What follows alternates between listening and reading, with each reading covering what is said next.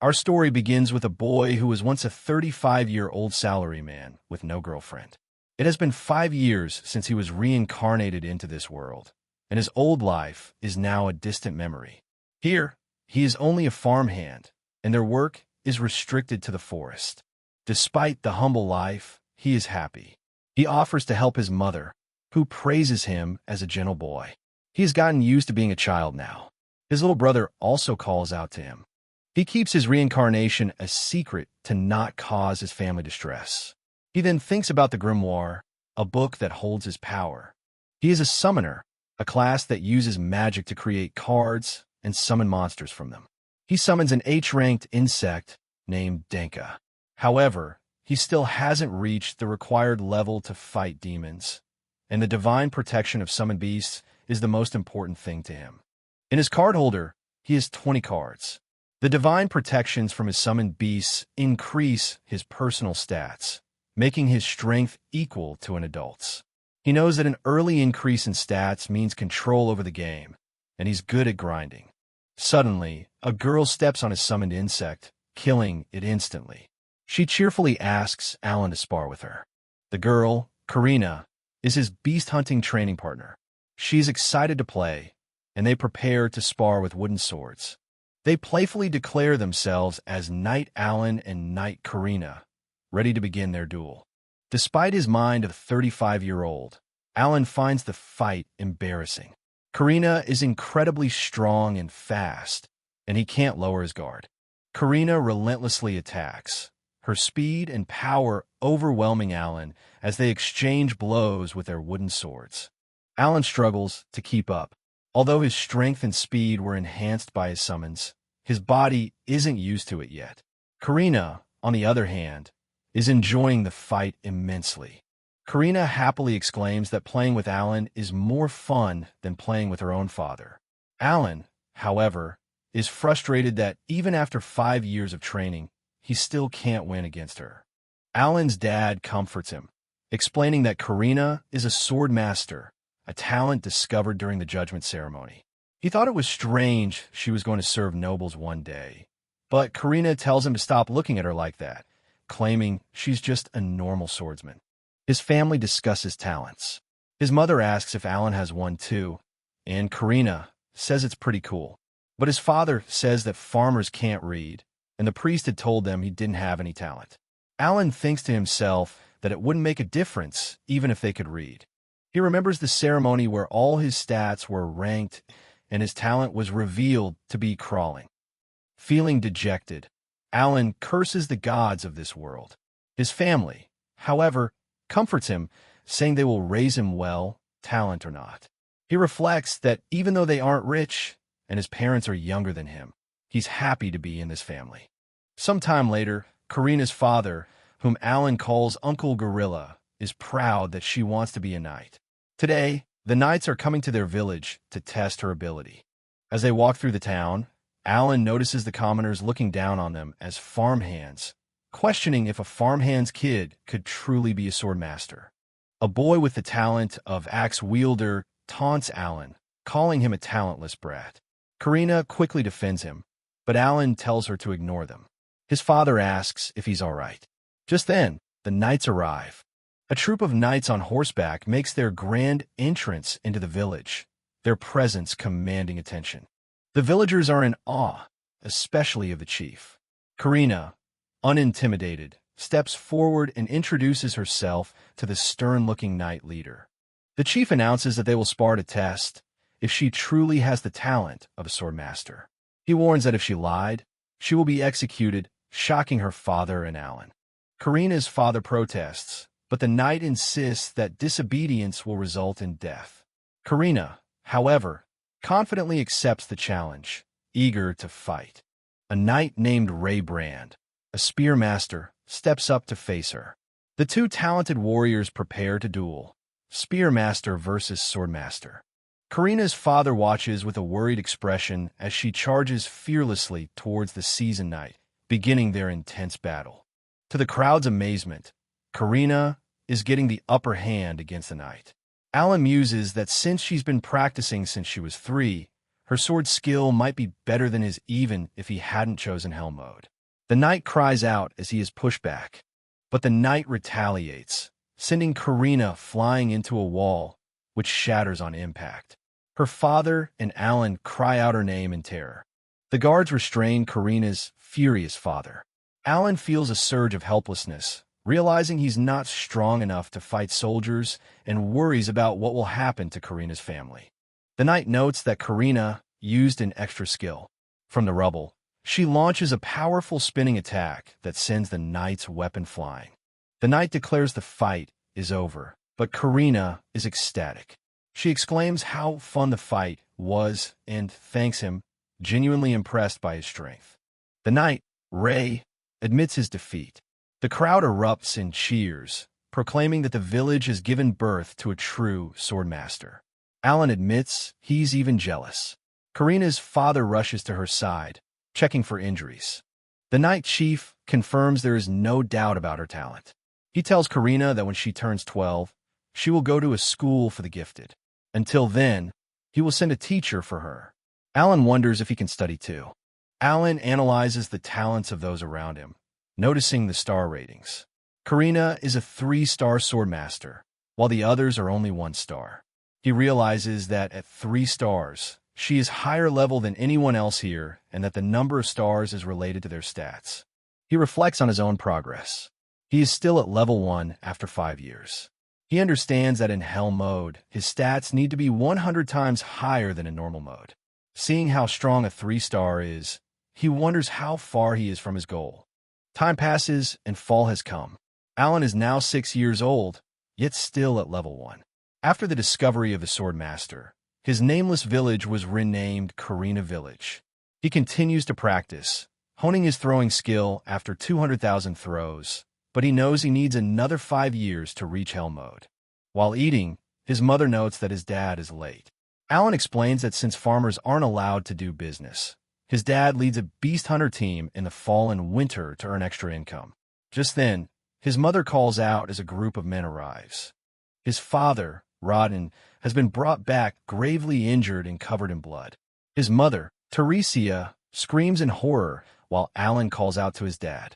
At his father's bedside, a fellow villager explains they were lucky to find a rare Muray's flower in the woods and that the knights had given the money to buy the expensive medicine. Karina's father explains what happened. Rodden usually fights and defeats giant boars, but this year, a directive allowed commoners to participate. They thought it was easy money, but they panicked, broke formation, and Rodden was injured protecting them. After some time, Rodden recovers. He wakes up and is tearfully reunited with his relieved family. Despite the happy reunion, Alan feels a strange sense of detachment. He feels an invisible wall between him and his family, recognizing that with his memories of a past life, he is technically the oldest one here. Alan steps forward and tells Karina's father, Gelda, to let his own dad rest. He declares that he will take over his dad's business and take care of him, his pregnant mother, and the unborn child until he is completely healed. His parents are stunned by his sudden maturity. With a look of pure determination, Alan declares that he will not allow anyone to harm his family. It's time to quit pretending to be a kid. The next morning, Alan proves he was serious.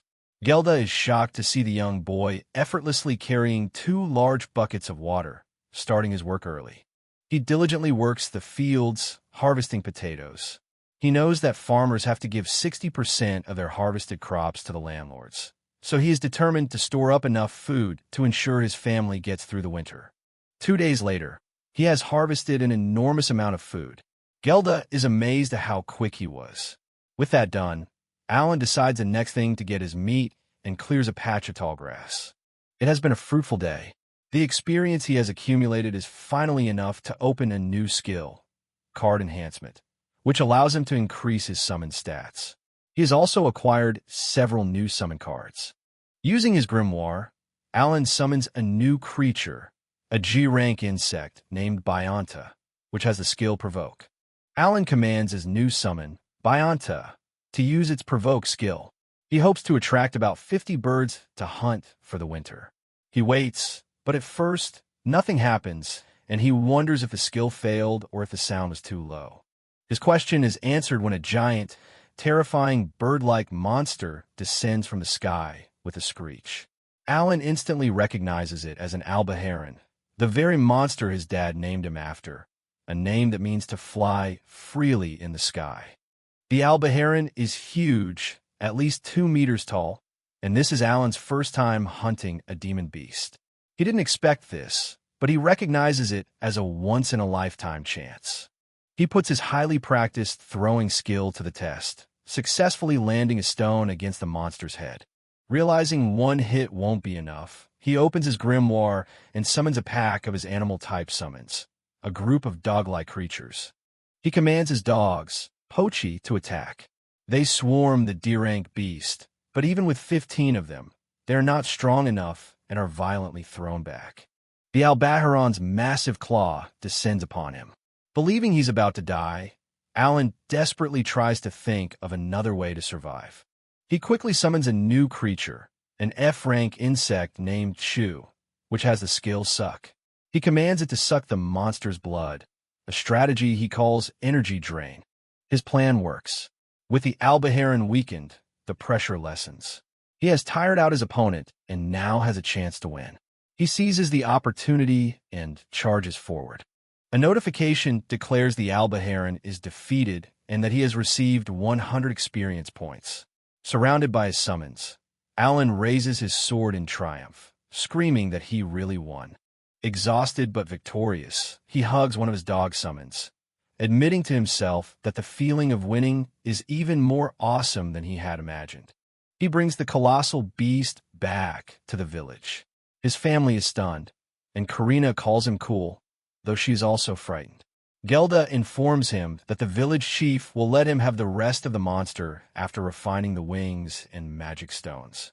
Alan gives a sinister smile and thanks him. As he recovers, Alan realizes that his summons provoke skill works on demon beasts. He grimly decides to hunt an Albaheron every 3 days, knowing he would have died if a second one had appeared during his last fight. Suddenly, a notification appears. His experience points have reached the threshold, and he has leveled up to level 2, receiving a massive boost to all his stats. Alan is ecstatic. After 6 long years in this world, he has finally leveled up. He examines his new stats, noting the significant increase in strength and magic. With his dad's injuries likely healed by now, he decides it's time to talk with his parents. He finds his parents at home and tells them that he needs to talk with them about something important. He begins to reveal his secret, explaining that when he was 1 year old, someone named Alina told him he would need to overcome many challenges and that he was given special knowledge to do so. He wonders if they're going to panic. To his utter shock, his father isn't surprised. He says he believes everything Alan is saying, explaining that Alan was always an incredible child with a different hair color, which is why he never believed the results of the talent ceremony. He then asks if Alan has just gone through his first challenge. Alan asks how he knew. His father points to a small scar on his body that has now disappeared, revealing he understands the concept of leveling up and healing. He reminds Alan that his family is always with him. When Alan asks if Gelda knows, his father laughs, saying this is payback for Gelda always being so proud of his own daughter. In December, Alan begins the final step to ensure his family's survival through the winter. He asks Gelda for a secret favor, to exchange the meat he has gathered for firewood and salt, but not to tell his parents. Alan then asks Gelda a critical question. How can a farmer become a commoner? Gelda explains that you need 10 coins, and the landlord will grant the promotion. Alan calculates that with the unborn baby, his family has 5 members, meaning he will need 50 coins. He makes a solemn vow. Before he leaves Karina village, he will help his family become commoners. While on his way, he runs into the leader of the brats who bullied him before, recognizing him as the son of the weapon shop owner. The bully, Dagora, tries to pick a fight, but Alan is merely annoyed, seeing it as a useless battle that gives no experience points, just like in a game. Fed up, Alan draws his sword and challenges the axe user, Dagora, directly, declaring he will knock down anyone who stands in his way. Dagora charges forward, swinging his weapon, but Alan effortlessly parries the attack. He notes to himself that compared to the 3-star talent Karina, this bully is no threat at all. Holding his sword to the terrified bully, Alan coldly asks if he wants to go again. Dagora can only stammer that he'll win next time. Alan walks away, leaving him trembling. As he walks off, Alan tells the still trembling Dagora that he'll buy something from his shop next time. 9 months later, a new member has joined the family. Karina is overjoyed to have a little sister, fawning over the cute baby Mayura-chan. Alan now finds himself playing knights with his former bully, Dagora. As they spar, Alan easily critiques Dagora's technique, telling him his movements are too obvious. He now regularly practices with his little brother Mashu, who is 3, and Dagora. Dagora is fired up, looking forward to the talent assessment in 2 years, hoping to prove himself. One night, Alan returns home to find Gelda there with his father. They bear bad news. The village chief summoned them because the Lord has increased the boar hunting target by 5, requiring them to kill 15 boars in total this year.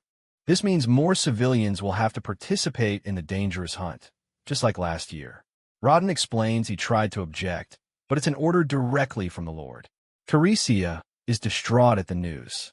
The situation is grim. They cannot defy a direct order, and there's a possibility the quota will increase to 20 next year. Alan realizes that for some reason, the Lord is actively promoting monster hunting. Seeing his family's despair, Alan steps forward. He confidently tells them to leave it to him, explaining that the Creator has given him wisdom and that he will figure something out. In October, the hunting party gathers at the village gate. The men are glad to see Rodden has fully recovered and is ready to lead them again. Alan joins his father, who seems to have made a full recovery. Rodden tells Alan to stay back, watch, and learn, but not to get close to the actual fight. 2 new civilians join the hunt this year. One of them is worried, but his friend tells him to stay focused. Rodden addresses the group, confirming their increased target number means 20 people will be hunting this time. Alan realizes his job is to assist these 2 new guys. This marks the first time in his 7 years as a farmhand that Alan has left the village. He's filled with excitement as he walks down the same road the knights once took. The Great Boar hunting group makes its way towards Hakuryu Mountain. Alan learns that, as the name indicates, a white dragon lives on its peak, and the great boars leave the mountains in autumn. He quietly vows that one day, that dragon will become his quarry. A lookout screams that a beast is coming. A massive, terrifying great boar with a single large horn charges out from the foliage. The newcomers are frozen in fear at the sight of the terrifyingly powerful beast.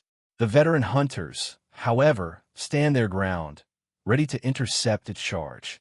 With a mighty roar, Rodden and his men brace their spears, successfully stopping the great boar's furious charge. The hunters hold the beast at bay, and Rodden commands the others to charge forward. Alan analyzes the tactic. Lure the prey, hold it down, then attack its key points. A strategy his dad and the others have used for 10 years without fail. Alan recalls last year's disaster. The civilians were ordered to hold the boars down, a task that seemed simple, but they weren't strong enough, which led to his father's injuries. He turns to the 2 new recruits and tells them it's their turn. He knows it was a mistake to let the newcomers charge ahead from the start. Instead, he tells them to hide and wait for the right opportunity to strike. From his hiding spot, Alan secretly opens his grimoire and summons Denka, the insect, commanding it to spit a substance at the boar's face, blinding it. With the great boar blinded and disoriented, Rodden and another hunter successfully land a powerful strike. Alan watches in awe, thinking how cool his dad is. The newcomer is shocked to feel his power increasing, exclaiming that this must be God's trial. Alan smirks, his plan working perfectly.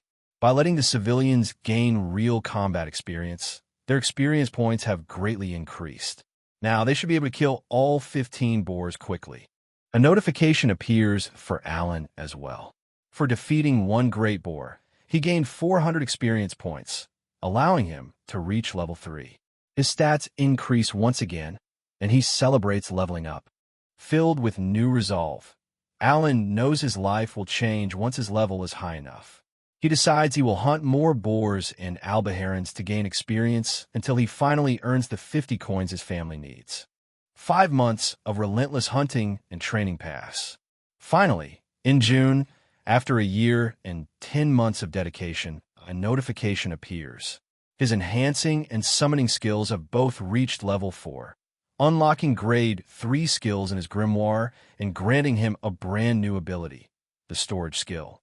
He eagerly pulls up his status screen to see the full extent of his growth. He's now level 6 at age 7.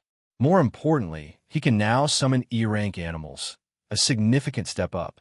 As he takes in all the changes, his mind immediately begins to strategize, focusing on the new possibilities this will open up. He notes 2 major changes from his level up. He has gained the storage skill, which creates a black hole in his grimoire that can store infinite tools. He also realizes that to create or enhance E-rank animals, he needs E-rank magic stones.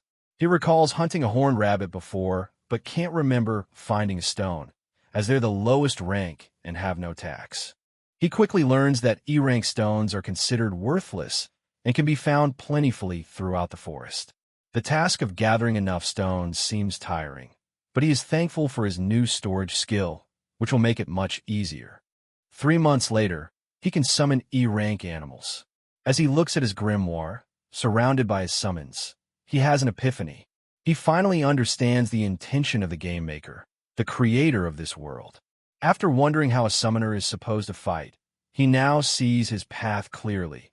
A strategic combination of attack, defense, and healing summons is the key to mastering his role. Baron Granbeal arrives in the village with his entourage, not just to watch the boar hunt, but to enforce a quota. The village chief apologizes, explaining it's a difficult task, but the Baron states it's a direct order from His Majesty, the King. Hearing this, a young boy named Alan realizes the situation is becoming far more serious than he anticipated. The Baron notices Alan and asks whose son he is. The village chief introduces him as the child of Rodden the Hunter and their deputy guide for the hunt. The Baron's daughter, Cecil, scoffs at the idea of a serf's child leading them, but her father quickly reprimands her, stating that the serfs are still his people. Cecil apologizes to her father, but not before shooting a glare at Alan. Alan, however, remains composed, thinking to himself that her anger won't change a thing. Having settled the matter, Baron Granbeal turns his attention back to the mission. He formally commands Alan, as Rodden's child, to lead his strongest knights to fulfill the royal order. Alan recalls what his father said. If the villagers work together, they can reach the quota of 20 boars. As he contemplates this, a lookout suddenly announces the return of the boar hunting group. Baron Granbeal looks on, intrigued by this unexpected development. A massive haul of boars is brought forth, carried by a group of determined hunters. The sheer size and number of the catch are impressive. The Baron and his advisor are stunned. They can't believe the villagers killed 3 boars in a single trip. Alan explains that they also recruited 20 more hunters and are equipped with armor made from the boar skins the Baron had given them the previous year. The Baron, trying to calculate their progress, figures they have 17 boars left. Alan corrects him, stating it's only 10 left to meet the quota. The Baron is astonished at how well the hunt is going, especially since they only started half a month ago. With newfound confidence, Alan stands before the Baron and the villagers, declaring that with their increased numbers and equipment, they can handle this year's quota all by themselves. The Baron looks visibly relieved. A hint of a smile appears on his face as he realizes he doesn't need to worry about the quota being met anymore. Alan, speaking on his father's behalf, requests permission to keep the boar skins for future hunts. The Baron's advisor is skeptical, suggesting they shouldn't take a child's word for it. However, the Baron overrules him, stating that a serf's child has no reason to lie and that having an understanding lord is a good thing. Later, inside the village chief's house, Alan and 2 other hunters kneel before the Baron. The Baron praises Karina Village's success, noting that the Territory Reclamation Order has been active for 15 years, and their village's contribution is wonderful. The Baron specifically addresses the two men kneeling with Alan. He calls them out by name, boar hunter Rodden and Gelda. He acknowledges their hard work, noting he heard they have been leading the hunts for the past 10 years to contribute to the village's development. He declares that they deserve to be rewarded for their bravery. As their reward, the Baron declares that both Rodden, Gelda, and their families are now promoted to the status of commoners. The two men are left in stunned silence by this life-changing news. Alan, however, can't contain his joy. He exclaims in delight, realizing that as a commoner, he's now free to leave the village and go hunting whenever he wants. This has been his dream since he first heard of this reward. The Baron adds that all other serfs who have hunted for over 10 years will also be rewarded. He then asks a curious question. Why did they decide to start hunting the dangerous C-rank great boars? Rodden seems hesitant to answer, and Alan looks to his father, who never mentioned this part of the story. Rodden begins his tale. 13 years ago, they started exploring the land with other serfs out of desperation for food. But that fall, great boars attacked, stealing their winter supplies. It was then that a younger Rodden declared they would hunt the boars. They succeeded in killing one, but tragically lost a friend in the fight. Gelda tells Rodden to stop blaming himself for what happened. The Baron, having listened intently, trusts the story. He decides that as the Lord, it's his duty to reward his people's hard work and bravery, even from the past, and offers Rodden another reward. When asked what he desires, Rodden makes a surprising request.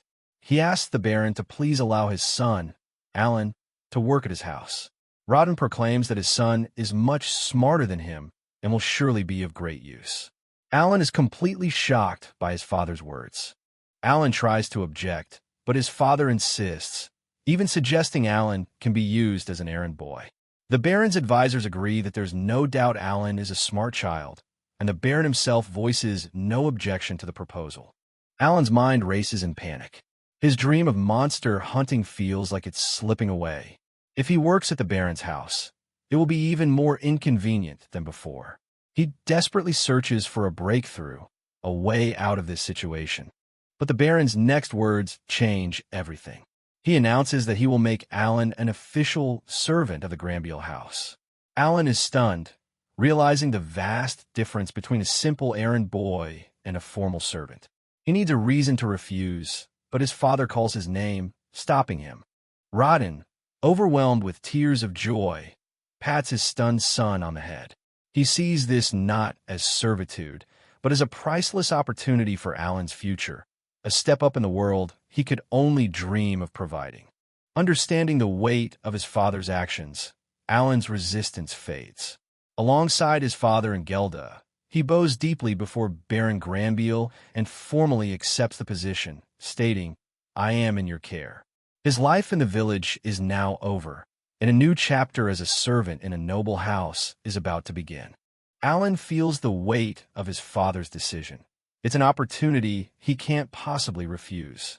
He later explains to his sister, Karina, that he'll be leaving the village in a few days to become a servant at the Baron's house.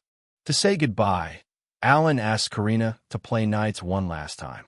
She happily agrees. The villagers, including their parents, watch fondly, remarking on their goodbye knight play. They square off for their mock battle. Karina introduces herself as Knight Karina, a holy sword user. Alan declares himself Baron Granville's servant, Alan, a summoner, and challenges her to come at him.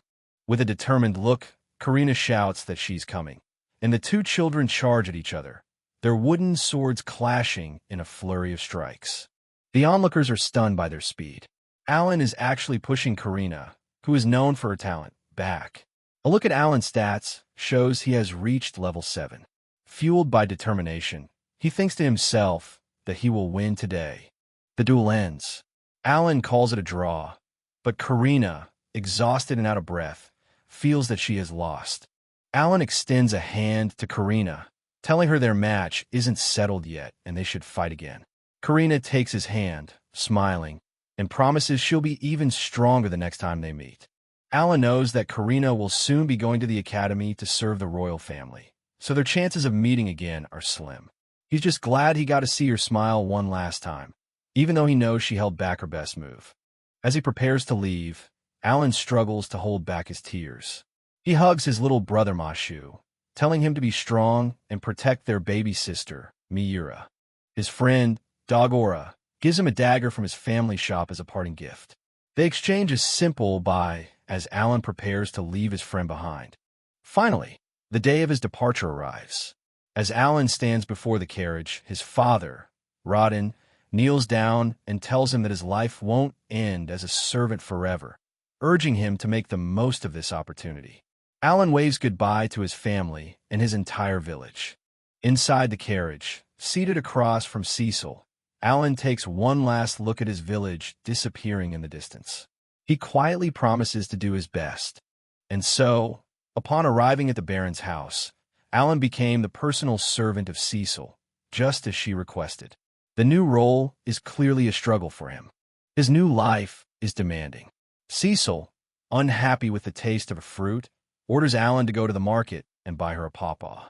Day by day, Alan finds himself constantly ordered around by another 8-year-old, with no chance to go monster hunting. While on an errand, Alan is amazed to see an airship, thinking it's a flying city. Cecil calls him a dummy, explaining it's a magic ship. She mentions her brother will be returning from the academy in the spring and tells Alan to hurry up. After a long day of servitude, Alan has found his own sanctuary. He returns to a small, dusty loft located behind the main mansion. In his loft, Alan tends to a special plant whose aroma helps restore his magical energy. He thinks about how this small, private space is perfect for practicing his skills: create, combine, and enhance. The next morning, in the servants' hall, Alan carries a tray as another servant, Riskel, cheerfully greets him. Riskel asks if he's doing all right as Miss Cecil's personal servant, a hint of pity in his voice.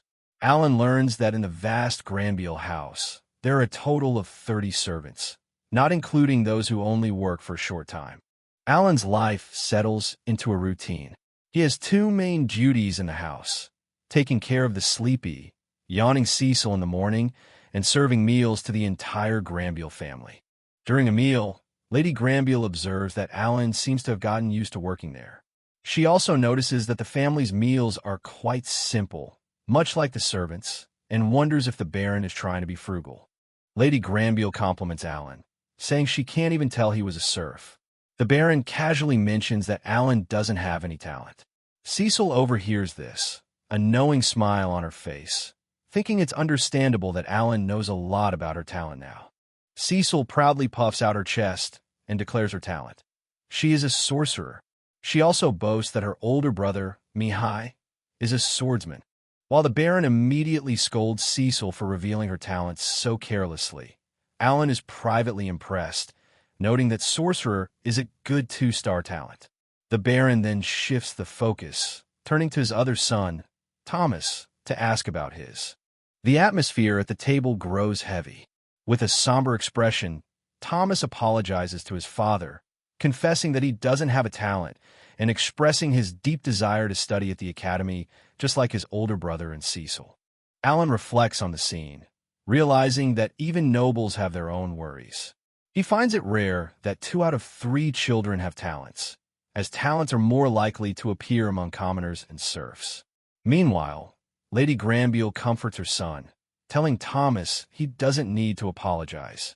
Lady Granville continues to console Thomas, reminding him that he's been accepted into the House of Lords, where he'll meet many other great people without talents. She fondly recalls meeting the Baron at a ball there. This news excites the other young lady at the table, though Cecil looks less than pleased. Alan processes this information. Cecil will start at the academy when she turns 12, the same as his sister Karina and his friend Dagora.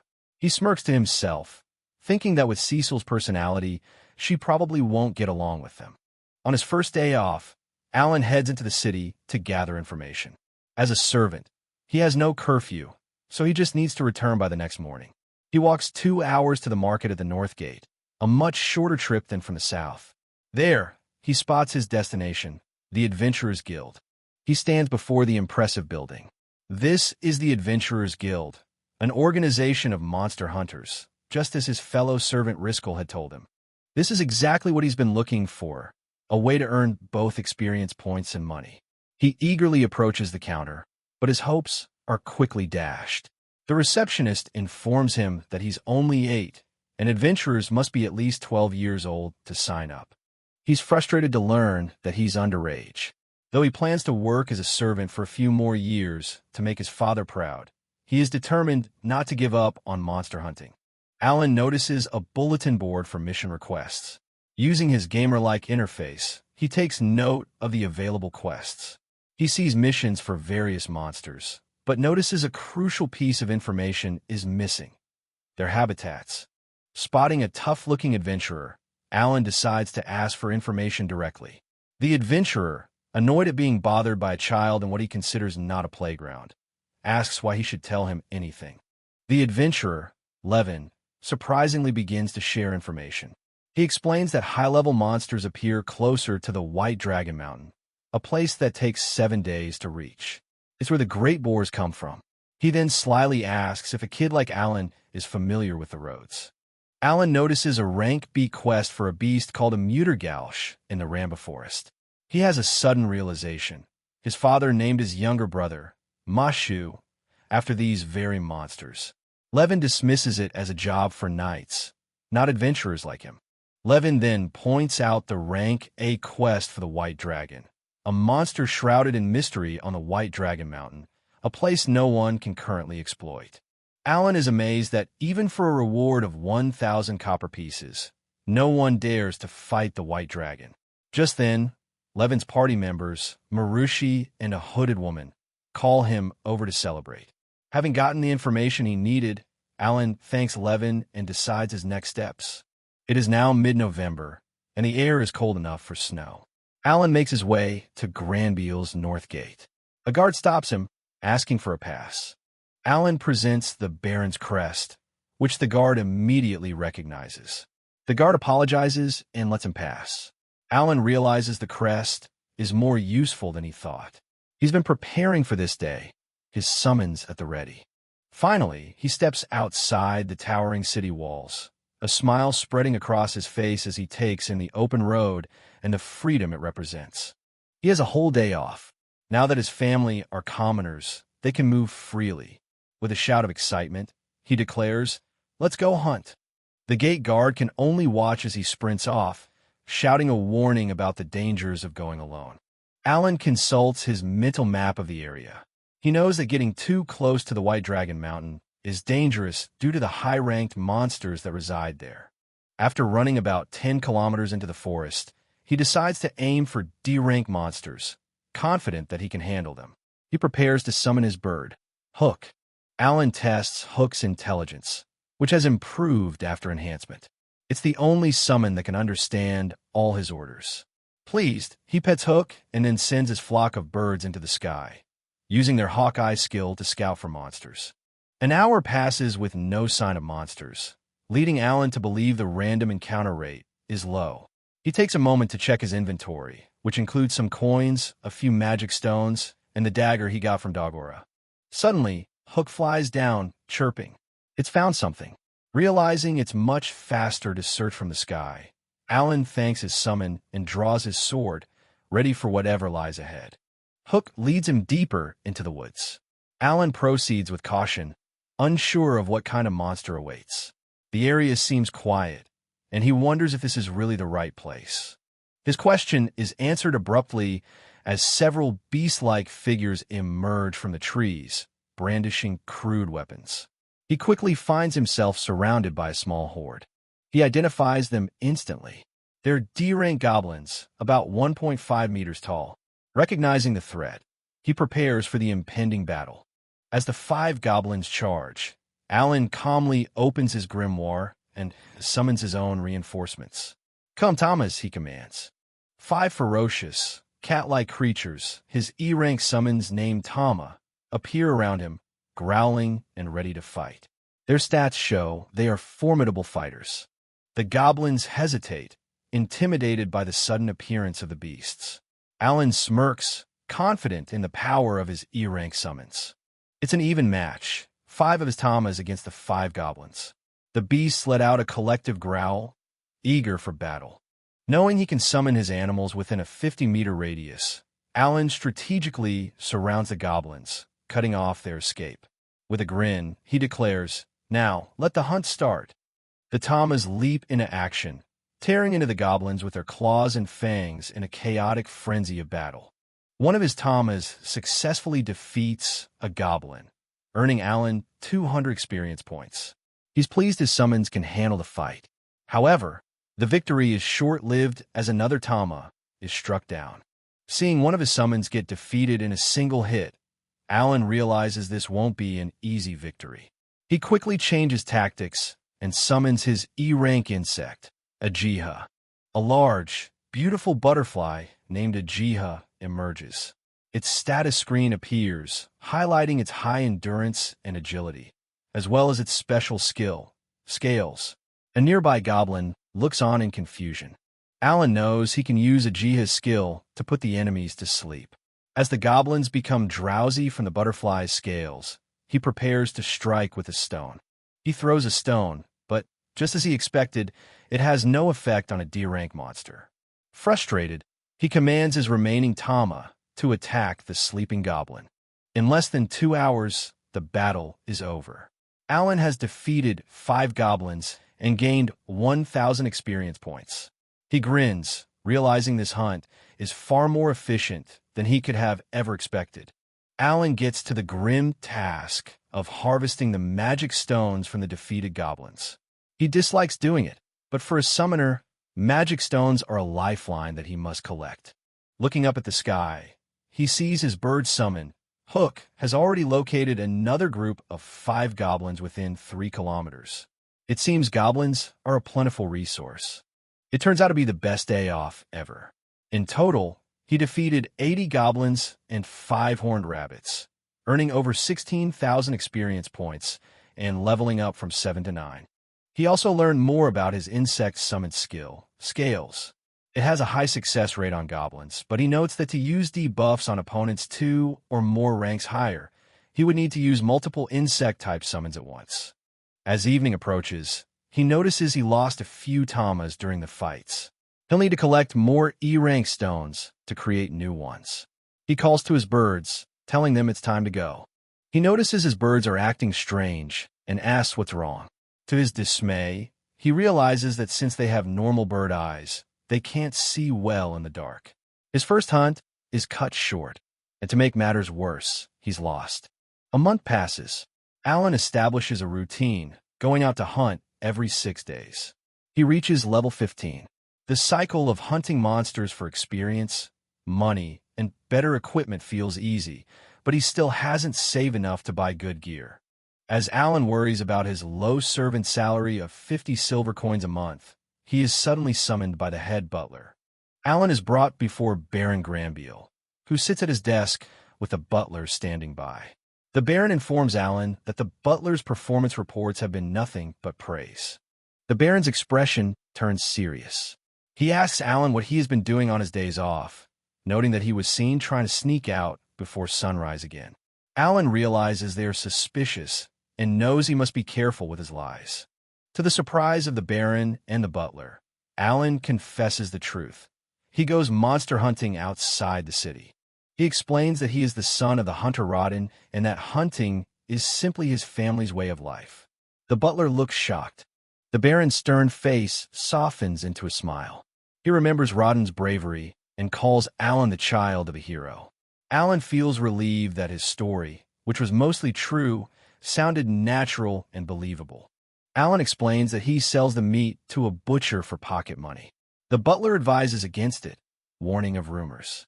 Instead, the Baron offers to buy the meat himself, paying 1 silver coin for each monster part. Alan is overjoyed, realizing he can now hunt proudly without wasting time. 5 days later, on another day off, Alan is back in the snowy forest. He gives a kiss to his butterfly summon, a Jiha, for good luck before setting his goal for the day: kill 100 goblins and 5 horned rabbits. While he's taking a break to eat a Mortimo fruit, his bird summon, Hook, suddenly lands and starts chirping frantically. Alan asks what's wrong. Hook takes off abruptly, flying far beyond the 3-kilometer search radius Alan had instructed it to stay within. Puzzled and a bit annoyed, Alan follows. He's led to the scene of a battle. He sees a group of adventurers being overwhelmed by goblins. One of the adventurers desperately yells for his companion, Marushi, to run. Alan immediately recognizes the group from the Adventurers Guild, Levin, Marushi, and their hooded companion. They are surrounded, and Marushi stands her ground, determined not to let the goblins pass. Deciding to intervene, Alan reaches into his inventory. He pulls out 3 custom-made iron balls he had acquired from a weapon shop. He hurls the first iron ball with surprising force, striking a goblin square in the head and sending it flying. Marushi is stunned by the unexpected and powerful intervention.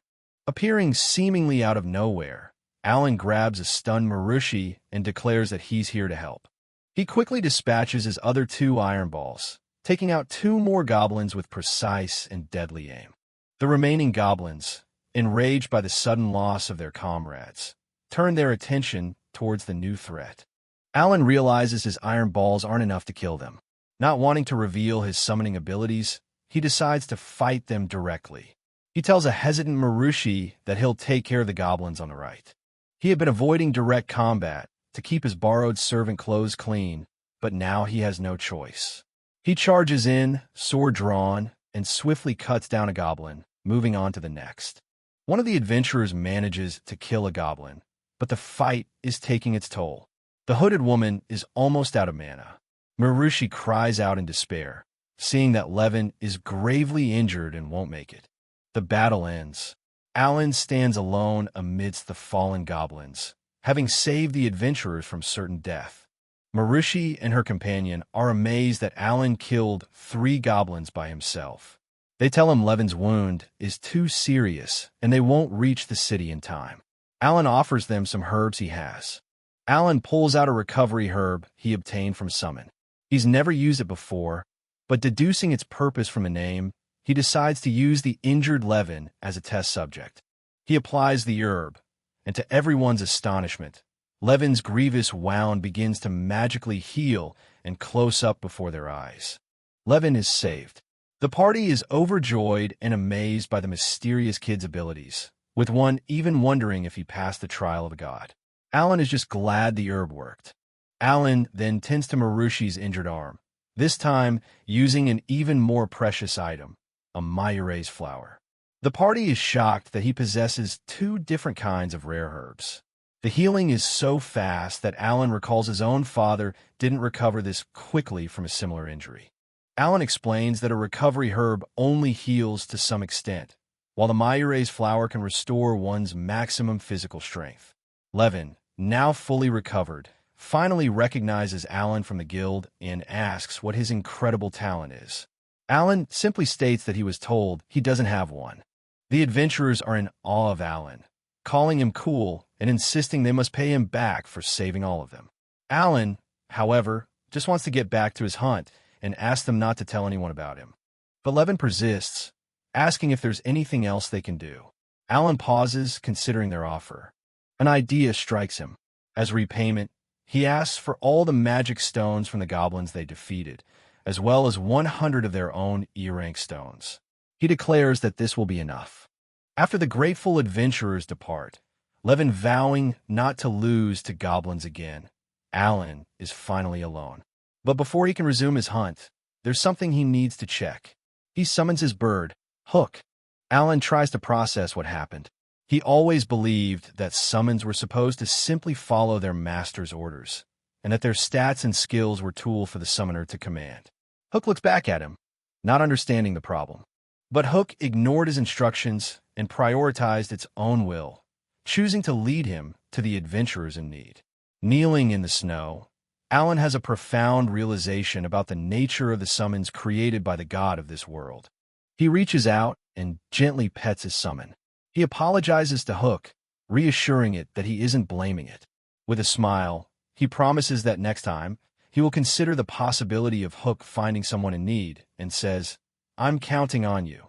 With this newfound understanding and strengthened bond, Alan and Hook are ready for whatever comes next.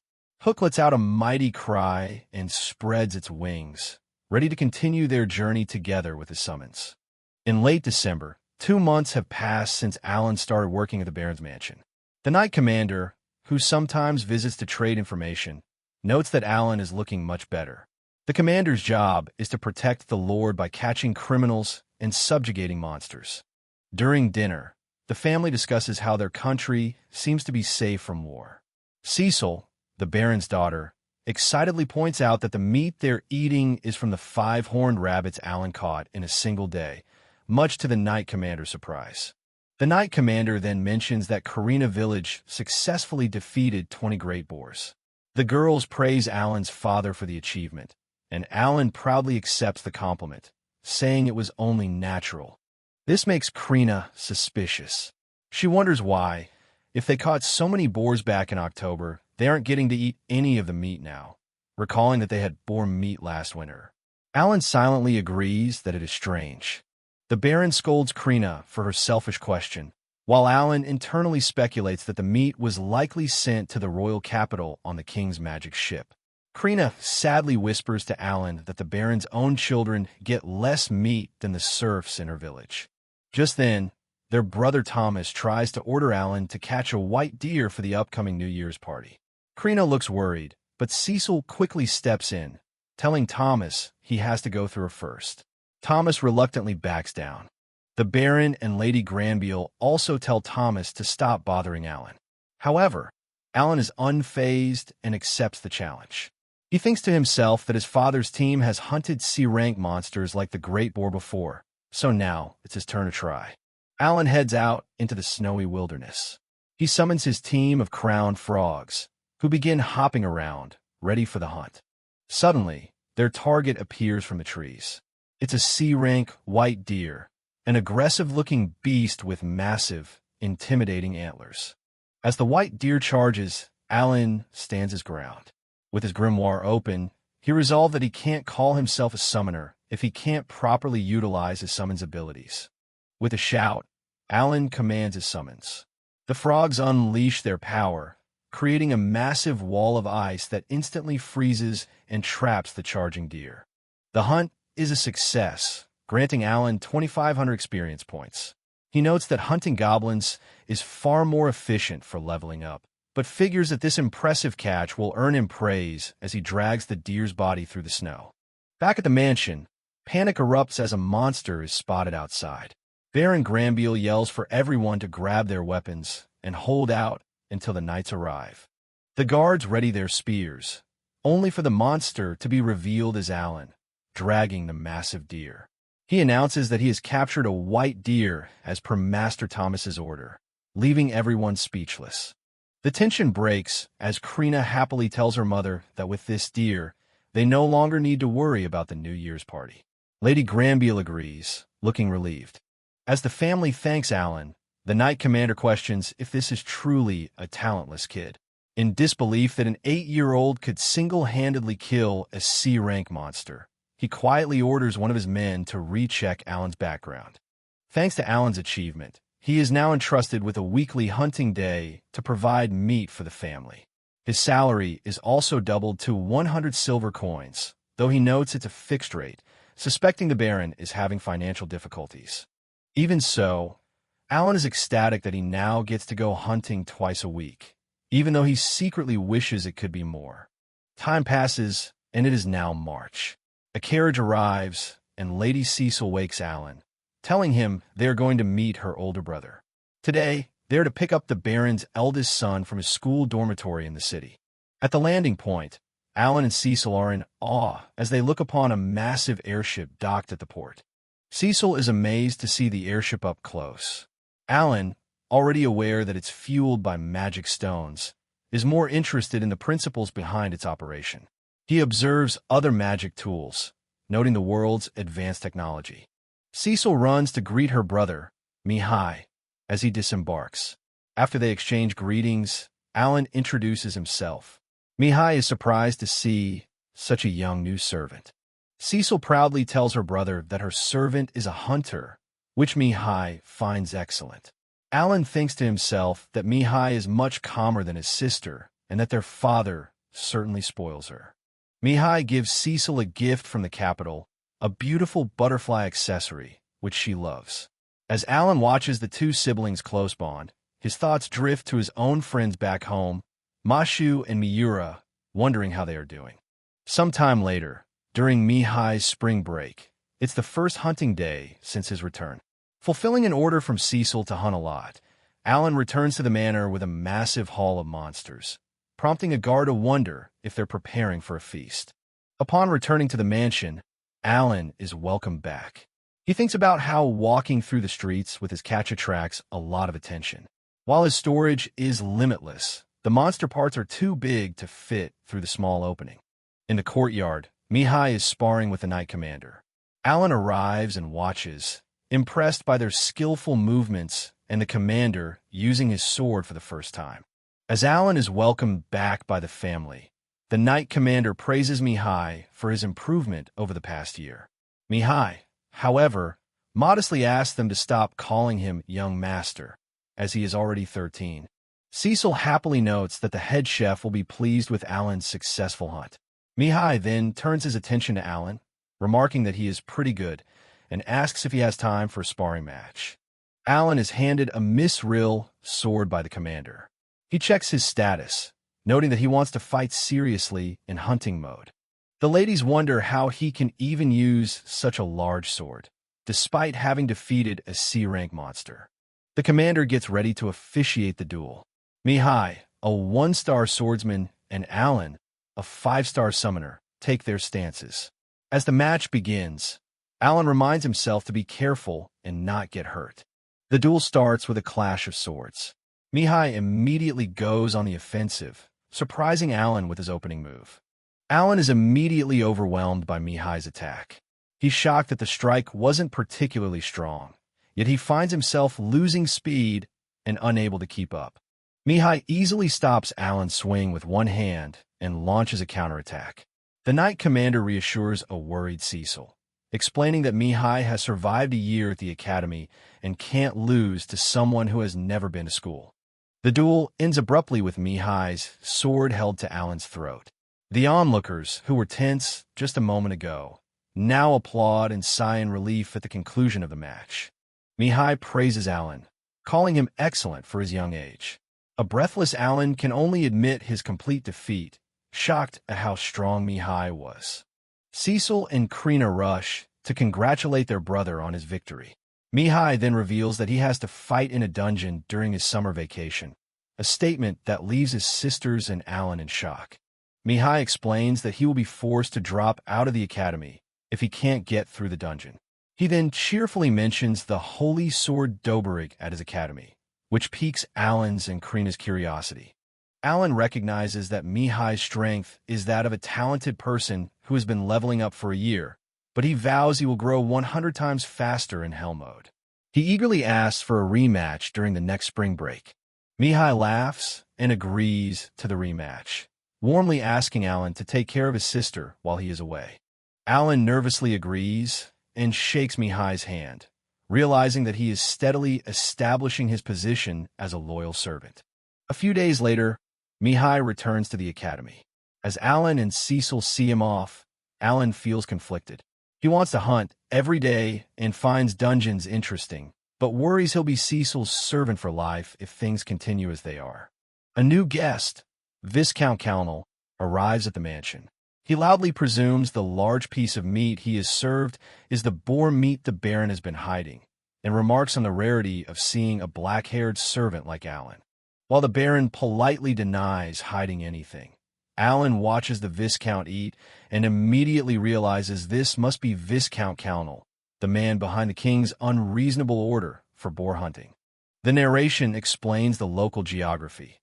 The Granville and Calnell territories are adjacent, separated by a mountain with a mithril vein on the Granville side. Calnell flourishes by mining this mithril, a reversal of the situation 100 years ago when the White Dragon was in their territory.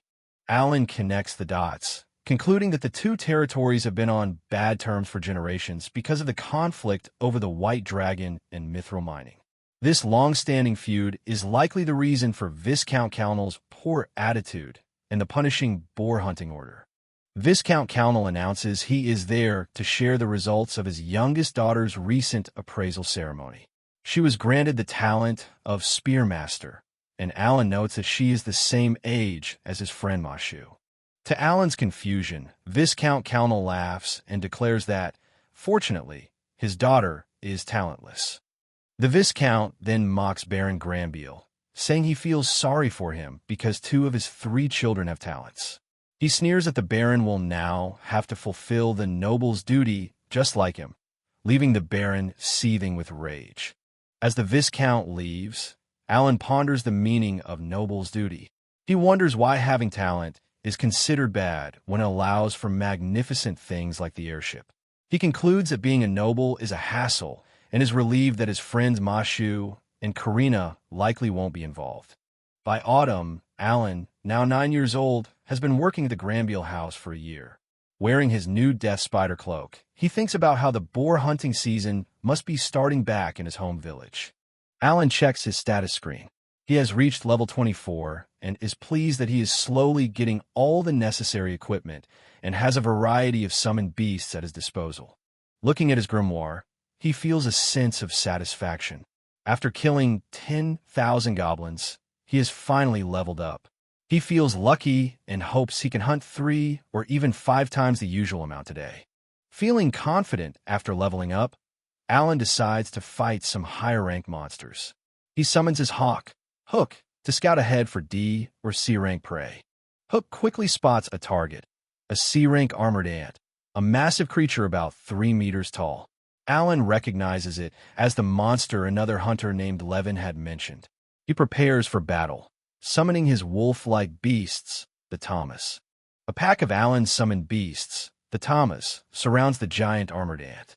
They growl and prepare to attack the C-rank monster. The Thomas launch their assault, but their claws and teeth are ineffective against the ant's tough exoskeleton. Alan realizes that this direct method of attack isn't working. The armored ant proves to be too strong, easily shaking off the attacking Thomas and flinging one of them from its back. Seeing that his Thomas are no match for the ant, Alan quickly changes his strategy. He summons his Ajiha, butterfly-like insects that can use a scales attack. The 2 Ajiha butterflies fly towards the armored ant, releasing a cloud of poisonous scale powder from their wings. The strategy is a success.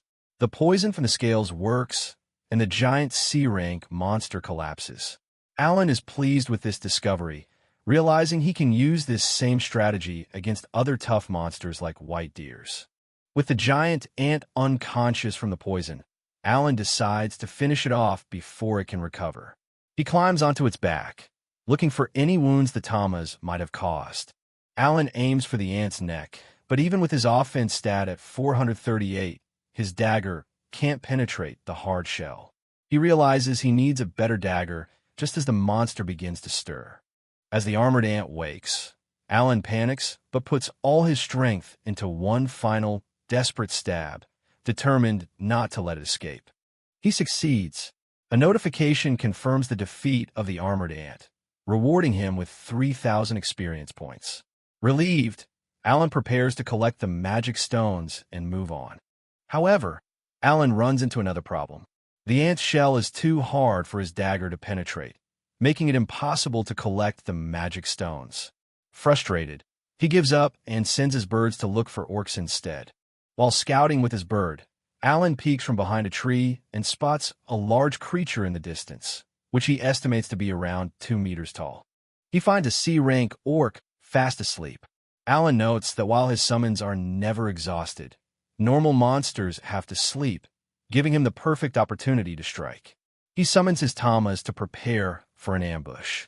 At Alan's command, the pack of Tamas viciously attacks the sleeping orc, catching it completely by surprise.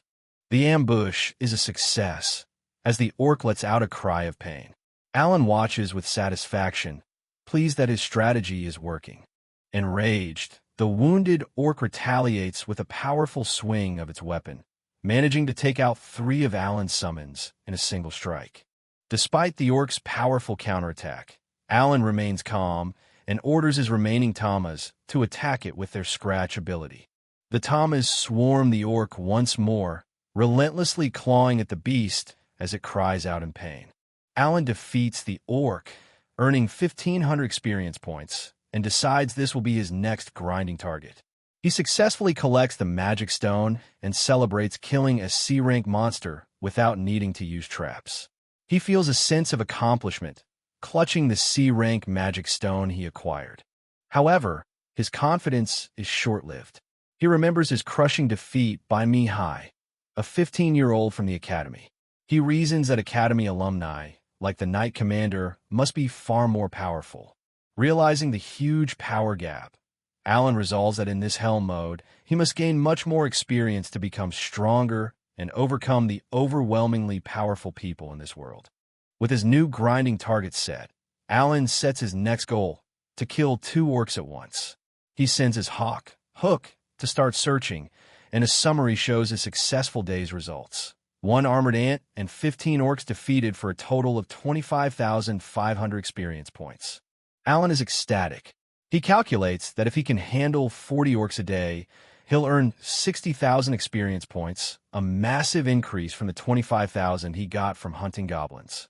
He happily declares himself the new orc killer as he runs back to the city. The scene shifts to early November. Cecil sternly reminds Alan, who is now dressed back in his servant uniform, to not say anything rude in front of her teacher. He casually agrees. As a present for his first anniversary of Servitude, Alan is allowed to attend classes with Cecil. He eagerly thanks the teacher, a man with a long white beard and an eye patch. When asked if he has any questions, Alan decides to test a hypothesis he's been thinking about. He asks the teacher what the conditions are to use magic, wondering if his summoner talent might allow it. Alan believes that since a summoner's intelligence has an S-rank growth rate, it should be usable for learning magic. However, another student scoffs at the talentless servant for even asking. The teacher calms him down, saying he will explain. The teacher gives a blunt and simple answer. To use any spells, you obviously need a talent that allows the use of magic. Without one, it's impossible. Alan is crushed, realizing magic is hopeless for him. When another student points out that even Cecil can't use magic yet, Cecil gets defensive and demands the teacher bring out the crystal ball. Confused, Alan asks if she's a sorcerer. To prove her point, Cecil places her hands on the crystal ball, and it begins to glow, showing she has magical aptitude. Seeing this, Alan excitedly asks if he can try it too. Full of hope, Alan declares he'll see if a summoner can use magic. The teacher allows it, and Alan eagerly places his hands on the crystal ball, while Cecil looks on, but nothing happens. The teacher confirms the result. Magic is impossible for Alan after all. The reality of it leaves Alan in a state of shock. Alan falls into despair. He questions what the point of his high intelligence is if he can't use magic or even win with a sword.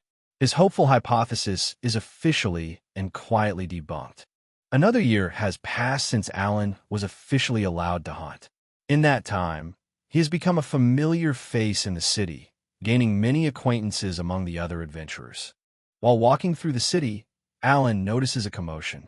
He hears bells ringing and sees people running in a panic, sensing that something is wrong.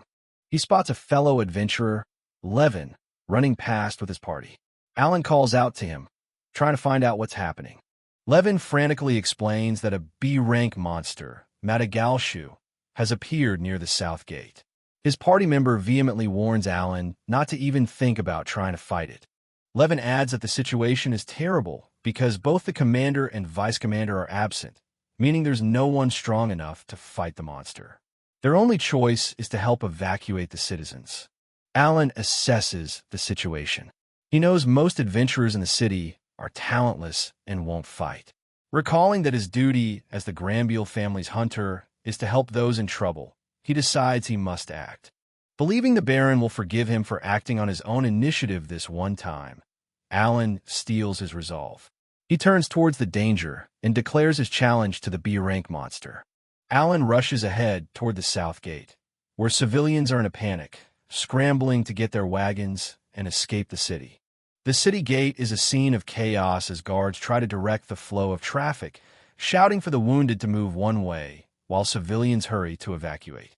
A guard orders the gate to be closed to stop the monster from getting in. A nobleman desperately pleads with them to wait for his carriage, but it's too late. The monster, having already destroyed a horse, appears just outside the gate. The B-rank monster, Madagalshu, looms over a carriage. It's a terrifying beast, well over 5 meters tall, with a grotesque, grinning face as it savors its kill. The nobleman frantically begs the stunned guards to do something to save his wife and daughter, who are trapped in the carriage. Seeing their hesitation, Alan prepares his grimoire and decides to act. Alan acts decisively, throwing an insect summon that explodes on the monster's face. As the beast recoils, Alan yells, "Hey, over here!" successfully drawing its attention away from the carriage and entirely onto himself. Levin desperately yells for Alan to stop, warning him that provoking the monster will get him killed. Enraged by the taunts, the Madagalshu lets out a furious roar. Alan sees that the monster has taken the bait, but worries that his mana still hasn't recovered. The beast charges with incredible speed, knocking Alan down. Levin and his party can only watch in horror, shocked at how fast it is. Alan gets back to his feet, surprised that the monster isn't pressing its attack. It just stands there, watching him. Instead of attacking, the monster stomps its foot and lets out a guttural noise, seeming to grin at him. Alan realizes with frustration that the powerful beast is just having fun and toying with him. The monster's name, Madagalshu, triggers a memory for Alan. His father named his friend Mashu after this very monster.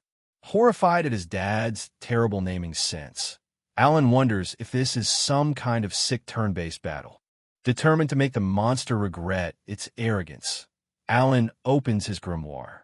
With his mana still low, he prepares a new strategy. Alan summons multiple E-rank bug and bird cards, which merge with him to boost his endurance and agility. He knows he needs to increase his stats to have any chance of dodging the monster's attacks. The Madagalshu seems surprised by his sudden burst of speed. Watching from the city gate, Levin realizes Alan's plan. He's using himself as bait to lure the monster away. Once he's a safe distance from the city, Alan summons his Ajiha butterflies and commands them to put the beast to sleep.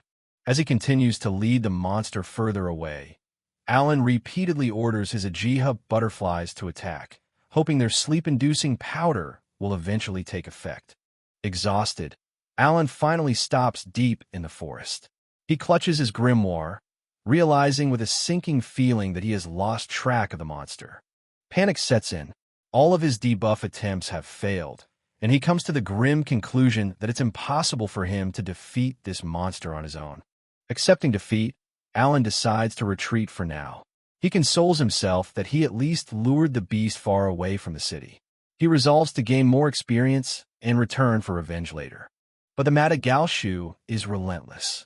It smashes through the trees and continues its pursuit, roaring persistently. Cornered, Alan is surrounded by his summons, preparing for a final, desperate battle. 3 days later, a battered and wounded Alan finally stumbles back toward the city. The guards at the gates spot him, and the Knight Commander recognizes him immediately. Alan collapses from his injuries and exhaustion. The guards rush to his side, immediately calling for a doctor and ordering someone to contact the Baron. Alan awakens in a guest room to find Cecil by his side. She's relieved he's finally awake after sleeping for 2 days straight, stating it's natural to be worried for her personal servant. The Baron and his wife also enter, glad that he is okay. Later, Alan stands before the Baron, who sternly asks what he was thinking by acting so recklessly on his own. Alan apologizes for acting without permission, saying he could only run away. However, the Knight Commander interjects, stating that Alan did nothing wrong and that thanks to him, the city suffered minimal damage. On behalf of the Knights, he thanks Alan for fulfilling their duty. The Baron rewards Alan with 10 gold coins, and the family from the carriage he saved adds another 10, totaling 20 gold coins. Alan is ecstatic, realizing he can buy a better weapon. The Baron simply warns him not to stray too far from the city next time. With his reward money, Alan purchases a new mithril sword. He tests it on a beetle-like monster with a hard shell and easily cuts it down, a feat his old dagger couldn't accomplish. Alan celebrates his new, very sharp mithril sword. He's confident that monsters with hard armor will no longer be a problem. Furthermore, he reveals he made another happy discovery during his ordeal. Alan realizes that the memories from a previous summon are carried over to the newly summoned one. His hawk, Hook, still remembers the fight with Madagalshu and actively watches for it. He understands now that his summons are entities that store all their hard-earned information and continue to grow along with him. The scene opens with an intense sword duel. Mihai, the Baron's son who has just returned from the academy, relentlessly attacks Alan. Alan, though on the defensive, parries the fierce blows while the rest of the family watches on. Watching from the sidelines, Mihai's sister, Cecil, questions if Alan has gotten weaker than before. The duel reaches its climax as Mihai's sword strikes forward, knocking Alan's blade out of his hand and onto the ground. Alan clenches his fists in frustration, angry that he lost again despite his growth. Meanwhile, Mihai is showered with praise by his family for his amazing performance. Cecil tells the dejected Alan to practice more, while Mihai assures her that he will take care of her, solidifying his role as the dependable older brother. Later, at the dinner table, the family discusses Alan's past achievements. They are surprised to hear that Alan had previously fought against the Madagalshu. The consensus is that it's a dangerous B-rank beast, and there's no way Alan could have defeated it by himself. The Baron encourages his son, Mihai, to continue improving and become even stronger. Mihai agrees respectfully. Suddenly, their conversation is interrupted when a guard bursts into the room with urgent news, asking for the Lord Baron. The guard frantically announces the shocking news that has the entire room on edge. The legendary White Dragon has awakened. Alan is stunned to hear about the White Dragon, an A-rank beast that has been dormant for 100 years.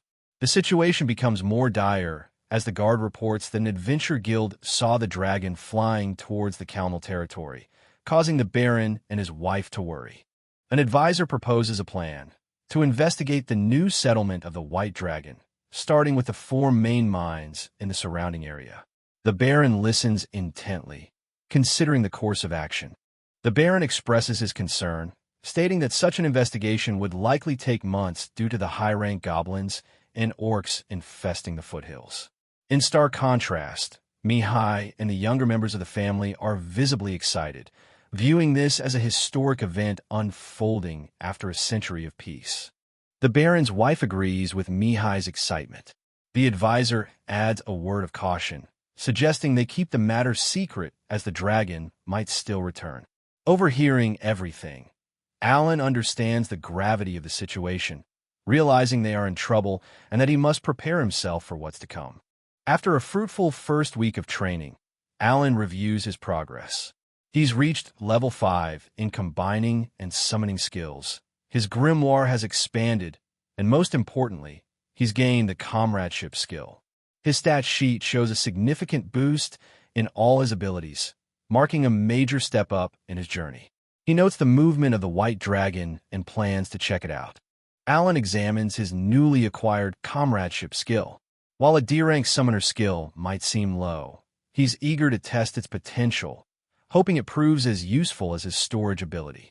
He activates it with his summoned bird, Hook. As soon as he activates the skill, Alan is taken aback.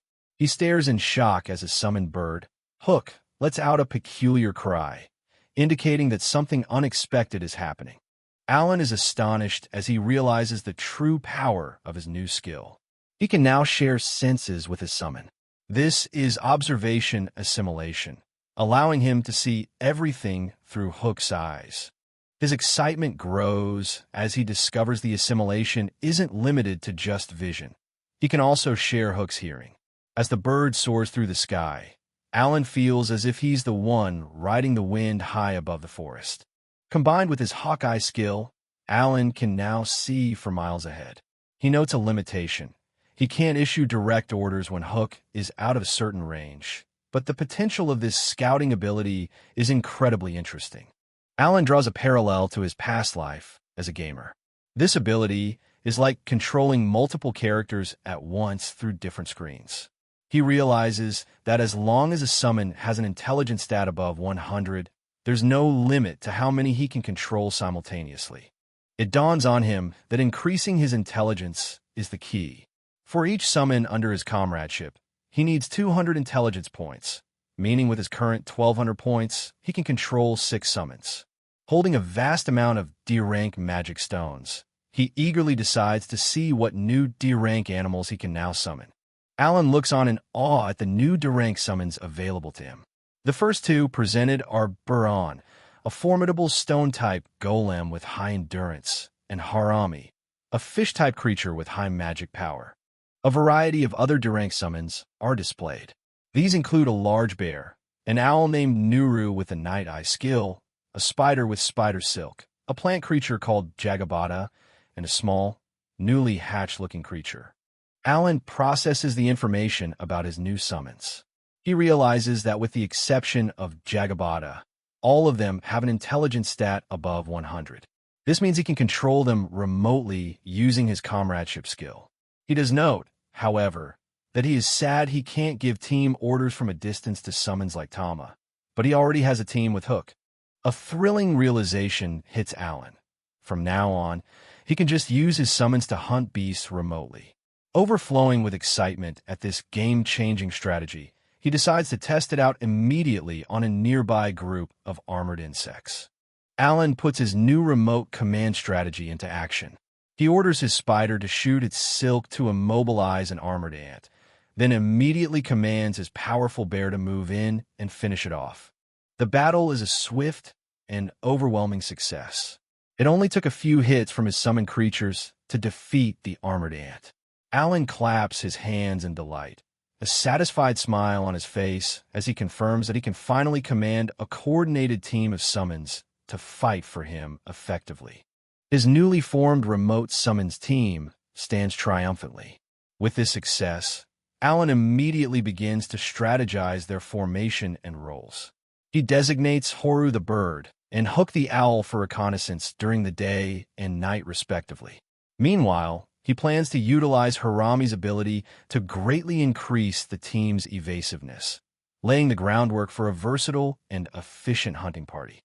Alan clenches his fists, realizing the most broken aspect of his comradeship skill. His summons only need to be called once to continuously gain experience for 30 days, even while he sleeps.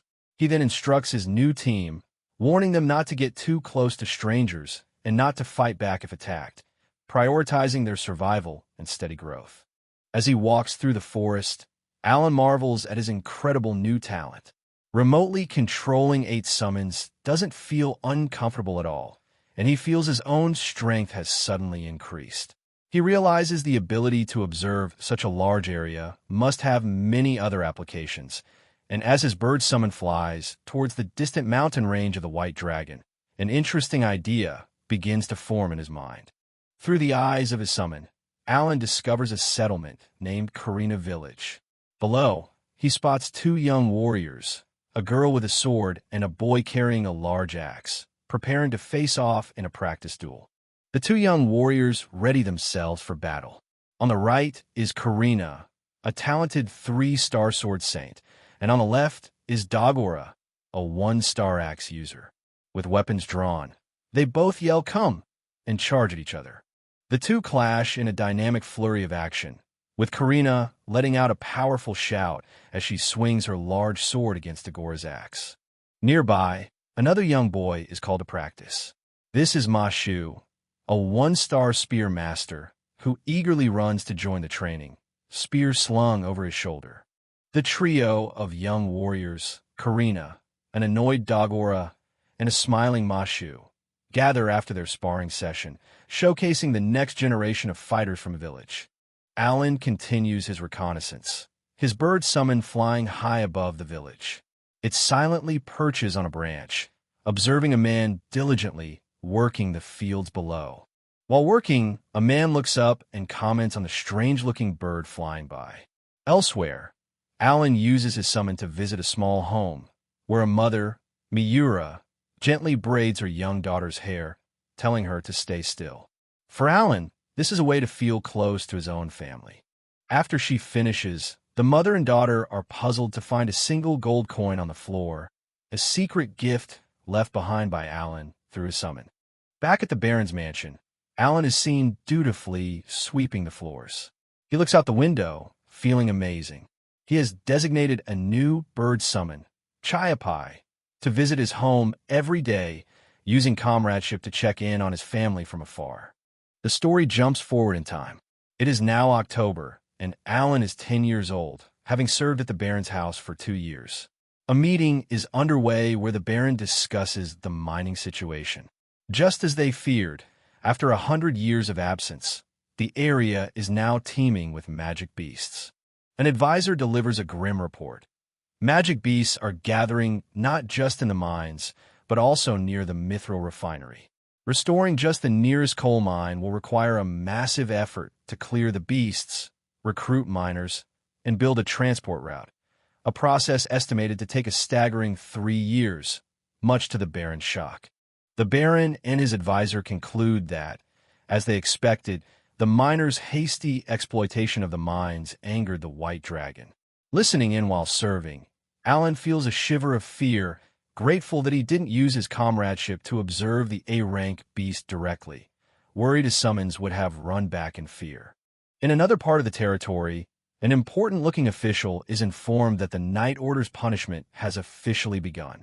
He gives an order to promote the mithril mining plan, hinting at political schemes unfolding behind the scenes. Through his bird's eyes, Alan surveys a goblin encampment. The sight of not only adult goblins but also their young makes him hesitate for a moment, a flicker of doubt crossing his mind. Any hesitation Alan had vanishes in an instant. His bird flies over a horrifying pile of human skeletons. Below, goblins are seen gnawing on bones, having clearly eaten humans and stolen their weapons. The gruesome sight fills Alan with cold fury. A profound change occurs within Alan. He reflects that he used to hesitate, viewing monsters merely as a supply of experience points. But now, faced with the brutal reality of their actions, his eyes narrow with an unyielding and grim determination. Sitting with his grimoire open, surrounded by his powerful bear and insect summons, Alan makes a new vow. This time, there will be no hesitation. He will kill all of the goblins, leaving not a single one alive. The assault begins. Alan initiates the attack by commanding his fish summon, Harami, to swing away, likely creating a buff or diversion for the rest of the team.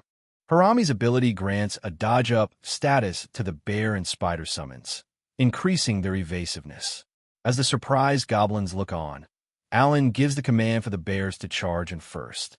The bears, empowered and enraged, crash into the goblin lines with brutal force, tearing them apart in a vicious and overwhelming onslaught. The goblin defenses are no match for Alan's summons. A large goblin tries to hold the line with a shield, but the bears easily swarm over the wooden barricade, demonstrating their superior strength. The battle's dynamic shifts as a goblin archer appears on the fortifications. It looses a volley of arrows, but Alan's spider summon immediately counters, spewing a thick web that intercepts the projectiles mid-air, completely neutralizing the ranged threat. From his vantage point, Alan quickly adapts his strategy.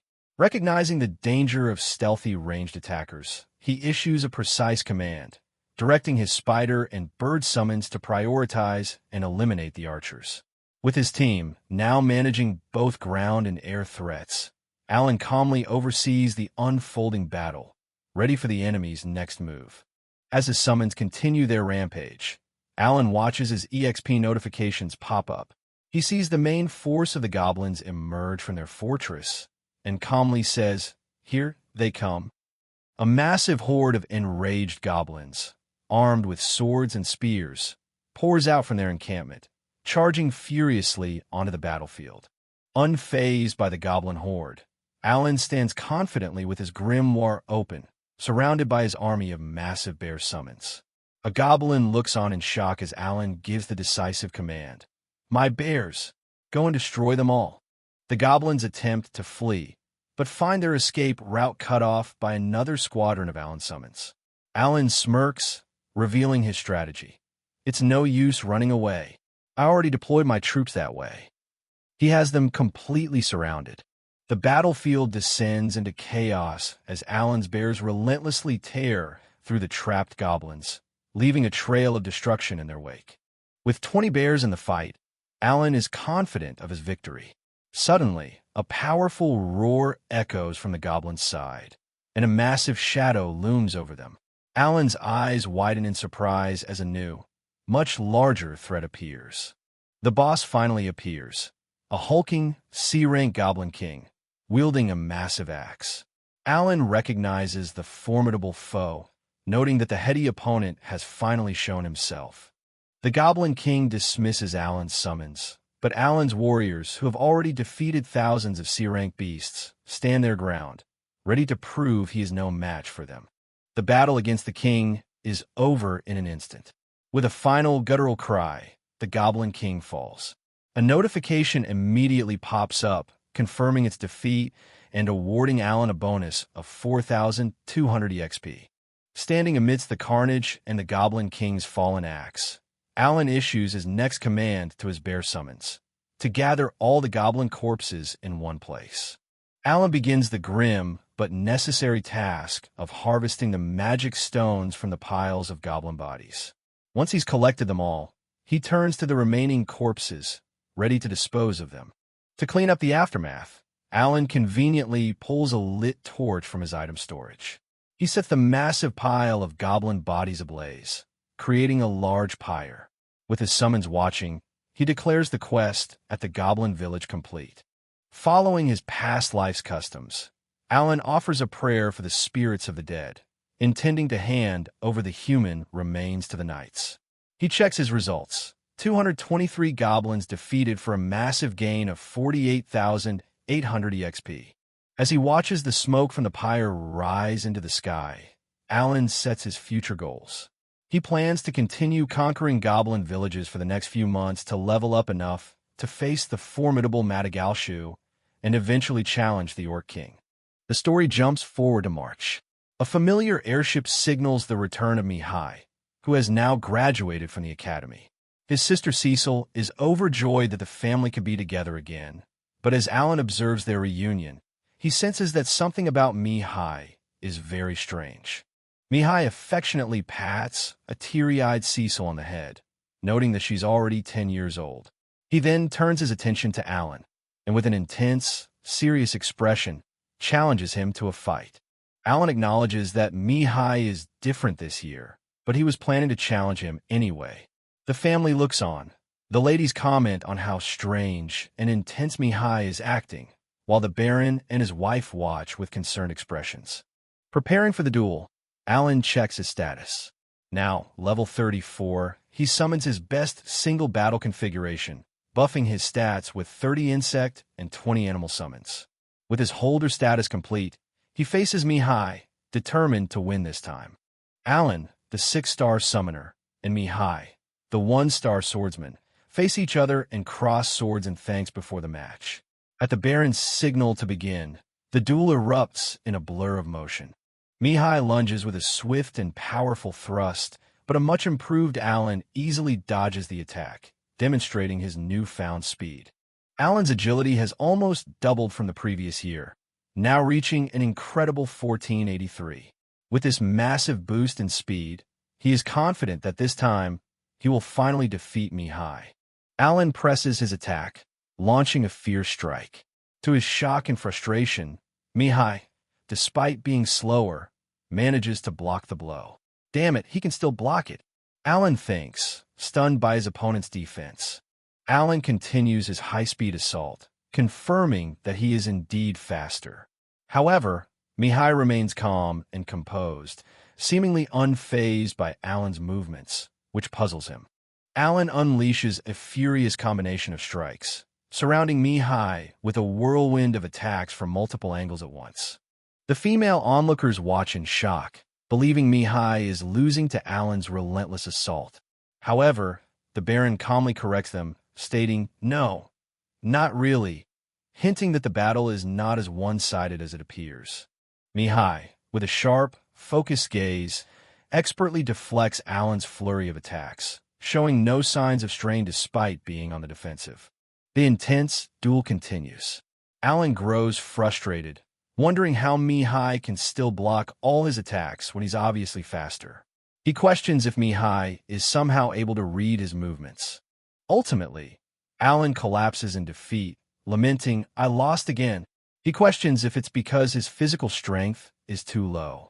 The Baron declares Mihai the winner once more.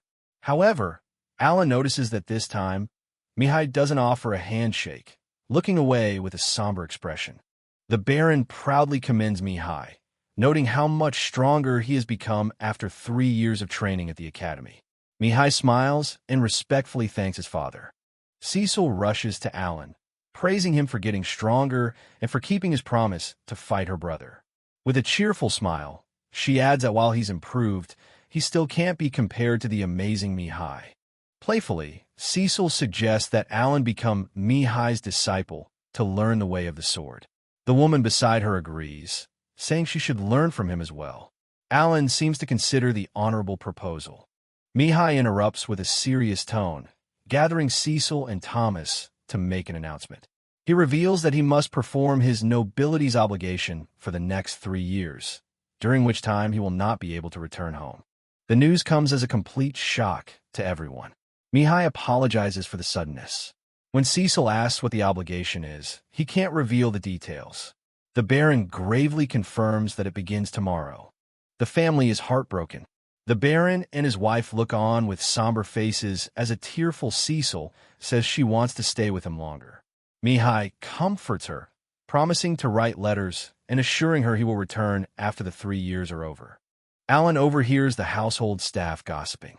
They reveal that the nobility's obligation is a duty for all nobles with talent once they turn 15. Since 2 of the Baron's children have talent, he has been mentally prepared for this day. Despite the explanation, Alan can't shake the feeling that something is fishy. Later, Alan asks another servant, Rickle, about the mysterious obligation. His suspicion grows when Rickle, who has worked at the mansion for 12 years, admits he has never heard of it before. The next day, Mihai descends the grand staircase. Alan is shocked to see him dressed, not in formal wear, but in a full set of armor, ready for battle. A maid gently pushes a silent, distraught Cecil forward to say her goodbyes. Mihai embraces his crying sister, telling her he'll see her soon. Through her tears, Cecil promises she will wait for him to return.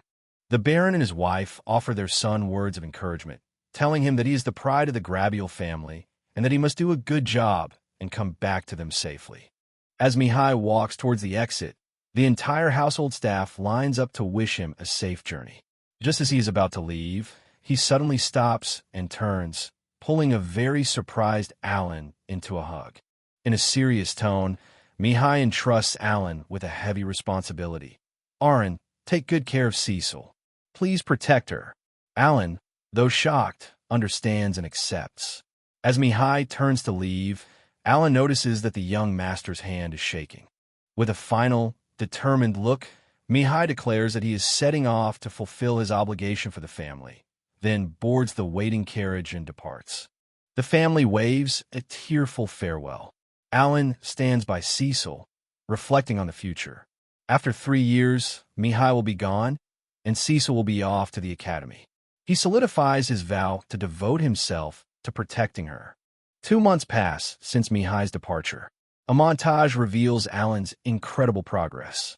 He's already a step faster than the Night Order, and since starting his Goblin Extermination campaign last October, he has destroyed 52 strongholds and defeated over 10,000 goblins, effectively clearing the White Dragon Mountain area. Alan knows the Night Order will arrive tomorrow, so he feels the need to hurry his plans. He clenches his fist, excited that even before conquering the final village, his level has already jumped significantly from 30 to 35. Using his bird summons for aerial reconnaissance, Alan surveys his next and final target in this region, a massive Orcs village, the one place he has yet to conquer. He plans a pincer strategy, placing an ambush team at the back while he attacks from the front. Alan assembles his forces. He has a new summon, the Golem Brawn, whose protect talent will be key for supporting against ranged attacks. Surrounded by his army of bears and spiders, he declares, "My brothers, let's get started." The hunt begins. The battle begins as orc mages unleash fireballs upon his army. Seeing the familiar attack, Alan immediately commands his golem, "Brawn, protect now." Brawn's protective shield intercepts the fireballs, but the heat is still intense. The orcs laugh, but Alan smirks, confident that at this rate, he can still handle the assault. The orc mages continue their relentless assault, launching a continuous barrage of fireballs that creates a wall of flame, scorching the battlefield and crashing down upon Alan's summons. Realizing the orc mages are smart enough to aim for spots his golem isn't covering, Alan quickly takes matters into his own hands, pulling out an iron ball and hurling it with all his might. His aim is true. The iron ball strikes one of the C-rank magic orcs, defeating it instantly and earning him 2,000 EXP. With a confident grin, he taunts the others, "Come take this." With only 2 iron balls left, Alan knows he can't afford to miss. But as he prepares to throw, he's shocked to find that his targets have vanished. "Huh, where are they?" he yells in confusion. To his dismay, the orc mages have retreated out of his attack range, weakening his battle strength. He looks on in horror as his summons are decimated by fireballs, and the battlefield is still swarming with hundreds of orcs. "Are you kidding me?" he cries out in despair. The battle has turned bitter, and Alan knows he can no longer play defensively. He has enough magic stones to summon another 20,000 bears and a special skill to restore his mana. He forms a defensive wall of 30 warriors, prepared to fight until his magic power is completely exhausted. Just as the front line is being pushed back, Alan's pincer attack begins. From the rear of the orc village, his ambush team, led by his slime and insect summons, launches a surprise assault, throwing the enemy into chaos. Suddenly, a deafening roar shakes the entire battlefield. A massive shadow falls over the village as a new, far more powerful enemy makes its grand entrance. Alan's eyes widen in terror as he watches from afar. "It's here," he thinks, recognizing the immense power. This new foe is on the same level as the dreaded Madagashu. The B-rank Orc King stands revealed, a monstrous behemoth standing 4 meters tall and wielding a giant poleaxe. It towers over the battlefield, making even Alan's large bear summons look tiny in comparison. With a single, mighty roar, the Orc King unleashes a devastating spinning attack. The massive swing of its poleaxe wipes out a huge portion of Alan's bear army in one hit. Alan is left speechless, completely shocked by this overwhelming display of power. Panic sets in as Alan realizes the dire situation. He's losing his army faster than he can summon them, and the bears are no match for the Orc King's sheer size.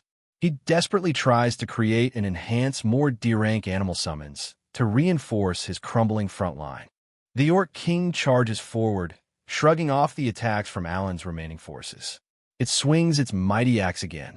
Alan screams for his golem, Brawn, to intercept, but his prized defender is also struck down by the relentless magical assault. The heat from a magic is intense. To Alan's horror, even his powerful golem summon, Brawn, is defeated. Despair begins to set in as the Orc King continues its unstoppable rampage. In a desperate move, Alan sacrifices his remaining bear summons, throwing them at the Orc King to buy even a moment of time. "Sorry, bear," he cries out as his loyal summons are swatted away. The Orc King's powerful swing sends Alan flying. His forces are decimated, and he takes damage himself, crying out in pain. He quickly uses Mameteru's special skill, Fruit of Life, to recover 1,000 HP and stay in the fight. Pushed into a corner and sweating profusely, Alan frantically considers his options. What now? Should he keep fighting until the bitter end? Is there any possibility of regaining the initiative against this overwhelmingly powerful enemy? With his forces shattered and facing an impossible opponent, Alan stares at the destruction before him. He is left with only one logical, yet painful, choice: retreat. Just as all hope seems lost, a calm voice remarks, What a bitter battle. Alan looks up in shock to see a tall, imposing man in knight's armor standing beside him, having appeared out of nowhere. Alan is stunned. It's the knight commander, who wasn't supposed to arrive until tomorrow. As the commander asks what he was doing, Alan's mind races, trying to think of a way to run now that his secret summoning army has been exposed. The commander tells Alan to head back, but to Alan's surprise, he calmly walks past the summoned beasts, ignoring them completely. He heads straight for the Orc King and the remaining orcs, who look on in confusion. Alan recalls the rumors. The strongest man in the Grabial territory was said to be able to defeat Madagashu alone. He watches in awe as the Knight Commander faces the monstrous Orc King without a single shred of fear. The Knight Commander makes a bold declaration. I will defeat the Orc King myself. The rest is up to you. His vice captain, Raybrand, acknowledges the order with a firm yes, sir. Alan realizes the deputy team has also arrived in a hurry. Though he's annoyed that he can't monopolize the EXP from this fight, he sees it as a perfect opportunity to witness the true power of these two legendary knights. The stats of the two powerful knights are revealed. The vice captain, a 1-star spearman, and the knight commander, a formidable 2-star swordsman. As the knight commander stands his ground, his vice captain, Raybrand, casually remarks, Hey, isn't it a bit risky to stand like that? Alan agrees, thinking the commander is far too close to the monstrous Orc King. The Orc King brings its massive axe down in a devastating blow meant to crush the commander. But in a stunning display of speed and skill, the Knight Commander effortlessly dodges the attack, and in the same fluid motion draws his sword, his hand gripping the hilt, ready to unleash a counterattack of his own.